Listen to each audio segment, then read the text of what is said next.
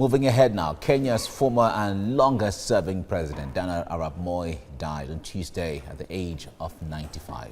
The current president, Uhuru Kenyatta, has ordered a period of national mourning and all flags to fly at half-mast until a state funeral is held later.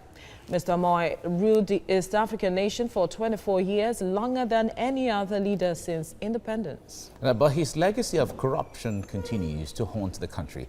Then vice president, he came to power in 1978. Then when President Jomo Kenyatta died, diplomats say an attempted coup transformed him from a cautious, insecure leader into a tough autocrat. There was no immediate explanation for Moi's death, but he had been in and out of hospital with breathing problems in recent months.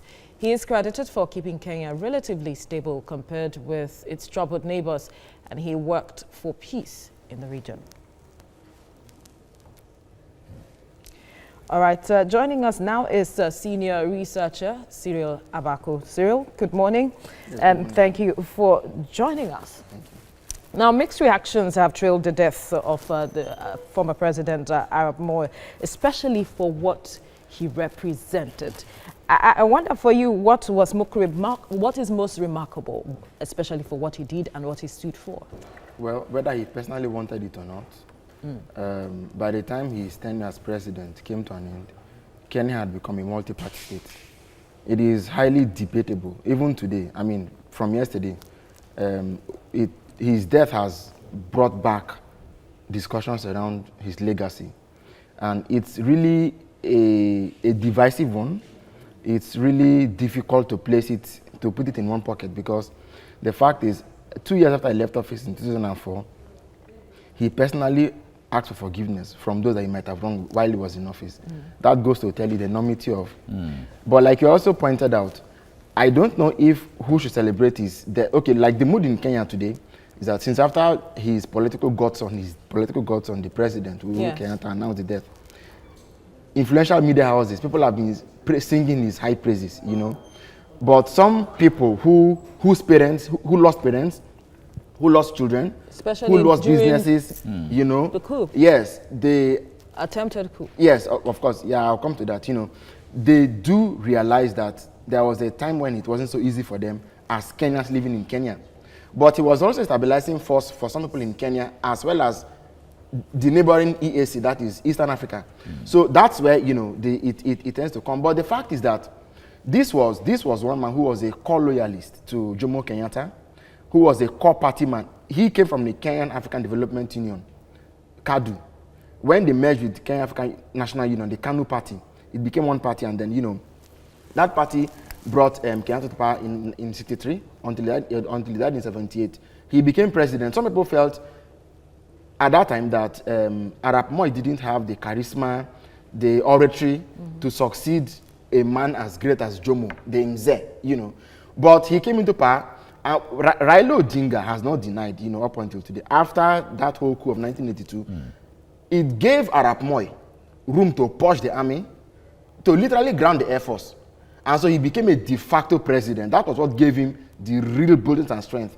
Now, for a small country, relatively small country like Kenya, there are the powers of Eastern Africa, but a small country like Kenya, Arap Moi steered the ship of state as a Kalenjin, you know, he steered the ship of state.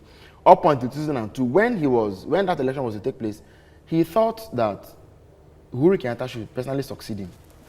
But some people said this man is too young and inexperienced to become president at this time. Remember that multi-party elections were actually forced on him by 8 donors, the UK, the UN, and so on. But how can it be that Jomo Kenyatta was president from 63 to 78, Arap Moi was president from 78 to 2002, and now Kenyatta's son will become president? The party elders revolted. So, you know, at every point in time, he stabilized Kenya, he divided the KANU party. There was corruption in the government. He stabilized Eastern Africa. So, you know, it's quite a big mixture, you know. But kudos to him. He left office, and Kenya didn't break up. Kenya wasn't thrown to the dogs. The fact is that that legacy of corruption, I mean, you know, has continued to haunt the country. till today, many Kenyan leaders. And most African countries. Yeah. All right, we have to leave it here now, but the discussion continues, and one can only imagine the mood in Kenya right now. It just reminds one of, although not, how it was in South Africa when Madiba also died, losing someone who has been the pillar of the country at the time and all of that. Thank you very much, Cyril Abaku. My pleasure. Thank you. Well, joining us now is senior researcher Cyril Abaku. Good morning, Cyril. Cyril, good morning. Nice to see you. Great. Now, there's been a debate about how Kenyans will mourn the former president before he long succumbed to his death. So what do you see happening? How do you think that they will immortalize him? Well, if the government has said there's going to be a national mourning until he's buried, it will dictate public mood to a large extent. This was one leader who understood how to exploit tribal sentiments to consolidate his own hold on power. In fact, that was how he survived in 1992 when the first elections were to be held.